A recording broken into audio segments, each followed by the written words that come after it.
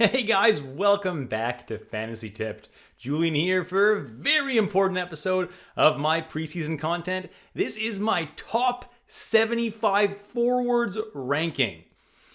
Before we jump into it, guys, drop a like and hit that subscribe button if you haven't already. More than half of you guys that are watching this channel are not subscribed yet, so if you want some amazing fantasy content all season long, be sure to hit that button and hit that notification bell if you want notifications every time a new video goes live. Now, if you do want to take your support to the next level, you can hit join down below on my YouTube channel, or also in the description below, the link to my Patreon is there. Now, if you do join the Patreon, you get access to my full rankings, and then you also have the ability to join my Fantasy Tipped Members League, which is a league exclusive to my patrons on Patreon. So if you do want to join the Fantasy Tipped League, all you have to do is join my Patreon down below. It's really, really cheap. And then you get to play against myself and Max all season long and see if you can beat me.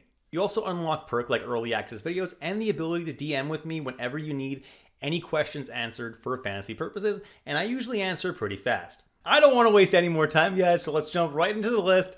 And the first few players, the ones that were in my top 50 overall players video, if you haven't seen that, check it out right up there. I'm not going to go and talk a whole lot about because I already talked about them in that video, so I'm just going to kind of go over that part really fast.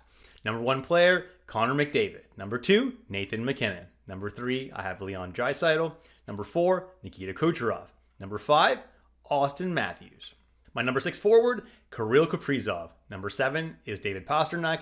Number 8 is Jack Eichel, moving up over Brady Tkachuk now. Number 9 is Brady Tkachuk. And number 10 is Jack Hughes. Number 11 is Kyle Connor. Number 12 is Philip Forsberg. Number 13 is Sam Reinhart. 14, Alex Ovechkin, though I wouldn't draft him quite this high. Number 15, Mitch Marner. Number 16 is Seth Jarvis. Number 17 is Sidney Crosby. Number 18, I have Braden Point. Number 19, Brandon Hagel. Number 20, Mikko Rantanen. At number 21, Jake Gensel. 22, Artemi Panarin. Number 23, Sasha Barkov. Number 24, William Nylander. 25, Tage Thompson. Number 26, Jason Robertson. 27, John Tavares. 28, Mark Scheifele. 29, Matt Boldy. Number 30, Clayton Keller. At number 31, Nick Suzuki. 32, Dylan Guenther. 33, Jesper Bratt. 34, Martin Necas. And 35, Tim Stützle. At number 36, I have Vincent Trocheck, and at number 37, I have JT Miller, and that is where my top 50 players list left off, because there were also goalies and defensemen on that list. So the next forward that just barely missed my top 50 list was Adrian Kempe of the Los Angeles Kings. 73 points in 81 games last year. He did lose that center eligibility, so he's a pure right wing now, but he should continue to get top line and top power play time. The whole season long in LA, he is their best forward. He's going to have himself another excellent season. I like Adrian Kempe a lot. Tom Wilson is here at number 39, and he has a lot more value in leagues that count hits. If your league doesn't have hits, I would drop him even further on this list. But he should have another good season, had 65 points last year, and should play again with Ovechkin. At number 40, Nico Hischier of the New Jersey Devils, playing on the second line, and he's a beast. Almost a goal every 2 games last year. He should be playing on a very good second line with Timo Meier, plus the top power play. Speaking of Timo Meier, I have him here at number 41. He won't get you as many points as Nico Hischier, but his shots on goal and hits peripherals are pretty good for a safe floor. At number 42, I have Sebastian Aho, and he's always overdrafted. Avoid him at his current ADP, especially since he's a natural center, and there are so many good natural centers late in the draft. Marchenko is who I have at number 43.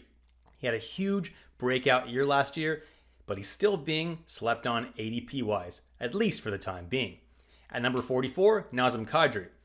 He's decent value at his ADP, but if you miss out on him, it's not really a big deal. There are so many good value natural centers. Now, this is obviously where I project him finishing as the 44th best center. You don't have to necessarily draft him there. He is currently going close to 100, and you can probably get him there pretty safely. At number 45, Cole Caulfield, close to 40 goals last year. On a great line and power play 1 with Nick Suzuki. He's going to be motivated, hopefully, to hit 40 this year. Number 46, I have Alex DeBrincat. He should be on a very good power play 1 featuring the likes of Dylan Larkin, Lucas Raymond, Patrick Kane, and could easily put up another 70-point campaign. At number 47, I have Travis Konechny. He had an amazing year last year, but he really did fall off at the end. So if you were in your fantasy playoffs, you probably saw that Konechny really fell off a cliff. Hopefully, he's able to remain a little bit more consistent because he was really great and consistent all year round until that happened. Either way, he's a great player and he's Philadelphia's best player. At number 48, Thomas Hertl. He's another decent value natural center and could get a big boost if Mitch Marner plays with him at even strength. Next, I have Macklin Celebrini, and I know a lot of people are kind of valuing him higher than this. And yeah, I agree. This is a very conservative ranking for him. Reason being, sophomore slumps are a thing, so I won't be drafting him at his current ADP, especially since he's the natural center, and there's so many good natural centers late in the draft, which I keep saying in every video. But if he manages to build on last year's rookie season, he could have an amazing year and could pay off that ADP. At number 50, Matthew Tkachuk. Now, do not draft Tkachuk at the ADP you see on the screen. He's currently going at 24.5, and he could miss significant time this season. I have him ranked as the 50th forward, but he could be moved earlier or later depending on how much time he misses. Obviously, he's someone you want on your team come the fantasy playoffs because, he's a stud. He's a top 20 forward easily. But, you need to actually make the fantasy playoffs, so drafting an injured player too early could really hurt. At number 51, I have Drake Batherson, and he is a lock on Ottawa's Power Play 1, and is a great player in his own right. Look for him to possibly hit 70 points this year on Ottawa. At number 52, Robert Thomas of the St. Louis Blues, and he deserves the ADP that he currently has, which is 40, if not even higher, if you're in a pure points league, meaning nothing counts for you except for points. But in leagues where peripherals are important, I would not draft him at his current ADP. He's going way too early. And again, natural centers come aplenty at the end of the draft. Lucas Raymond is who I have at number 53. He had an amazing season last year. Look for him to get close to 80 points again. At number 54, Wyatt Johnston. Expect close to 70 points with a much better plus minus than last season. Should be a very good line he plays on with Duchesne and Seguin. At number 55, Matthew Knies. He proved that he's a stud last year. He'll be glued to a deadly Power Play 1 and Austin Matthews' line all year long. Look for him to surpass the 30-goal mark this year. At number 56, Sean Monahan. And this is where he projects if he stays healthy. Don't draft him early. Don't reach for him in drafts. You'll be able to get him super late. His current ADP is 185. It's a crazy steal if you manage to get him there. That's what I'm saying about really good centers being available at the end of the draft. At number 57, Jordan Kyrou. He's going a little bit too early in drafts, but I do think he'll have another great year, around 68 points. Alex Tuch is being seriously undervalued. 36 goals last year, yeah, had a bit of an inflated shooting percentage, but he'll score at least 26 to 30 goals this year. I have him at number 58. Dylan Holloway is who I have at number 59. Look for him to continue to get top 6 minutes and Power Play 1 time and have another great year. At number 60, Rickard Rakell. And he is a little bit hard to rank this year because he'll likely get traded at some point.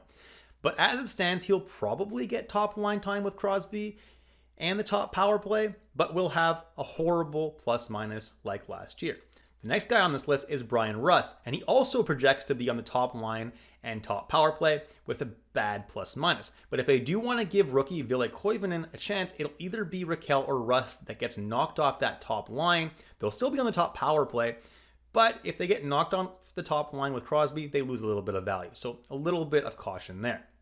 At number 62, Joel Eriksson Ek, and he's one of the most underrated players in hockey. Great peripherals and should produce even more points-wise this year than he did last year, especially with a healthy Kaprizov. At number 63, Dylan Larkin. I'm projecting another 70-point season for him, but his peripherals aren't enough to project him higher than this. Haters gonna hate if you like Dylan Larkin a lot. He's a natural center. You can do better than him at his ADP. Ehlers could have a huge year in Carolina. But I don't trust Brind'Amour to use him properly, so I'm probably going to be avoiding him personally, but this is where he projects at number 64 forward. At number 65, Sam Bennett. Underrated at his ADP. Top 6 minutes in Florida with pretty good peripherals with shots and hits. At number 66, I have Connor Bedard. The right wing addition is nice. He could obviously have a huge breakout in Chicago, but I don't want to bank on that when Chicago hasn't added anyone significant to help him. That being said, I do think he's going to have a great year this year. At number 67, Adam Fantilli. And he's someone who I'm expecting to have a full breakout this year. And his ADP right now is mouth-watering. Again, what I said about those natural centers being really good value at the end of the draft. Roope Hintz is who I have at 68. I love him, but he is going way too early for a natural C at his ADP. At number 69, Duchesne. And he could have a great full season with Johnston and Tyler Seguin, and could even improve on last year's numbers where he was a point per game. At number 70, I have Kevin Fiala. He's such a talented player, and I think he has even more to give than he showed last season. But I'm definitely not going out of my way to draft him. At number 71, Will Cooley. Great peripherals and top 6 deployment should make him have another great year if you do have hits in your league. If you don't, he's not a top 75 forward, that's for sure. At number 72, Frank Petrano, and he was someone that was slept on a lot last year. And I get it, 45 points isn't anything crazy, but he does put up really, really good peripherals. And if your league rewards that, Petrano's actually a pretty good player and should continue to get good deployment in Anaheim and power play one time.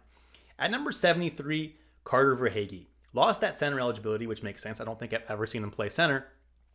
He needs top power play, though, to have fantasy value. And that's not a guarantee this year with all the talent that they have in Florida. With Matthew Tkachuk injured, it's more likely, but it's still not a guarantee. There was a good stretch of last year where he wasn't on that top power play, so he's a bit of a scary pick this year. At number 74, Logan Cooley. 65 points in 75 games last year. Absolutely crazy. Crazy ADP for a kid who scored that kind of points. He should be top line and top power play again with Keller and Gunther. At number 75, the last player on this list, Andrei Svechnikov. Now, I don't really trust Brind'Amour to deploy him properly because he never does, but he's a super skilled player with decent peripherals in shots and hits. And that's it for this video, guys. If you enjoyed it, drop a like and hit that subscribe button if you haven't already. Leave a comment down below. Let me know what you thought of the list. And I'll catch you all in the next episode of Fantasy Tipped.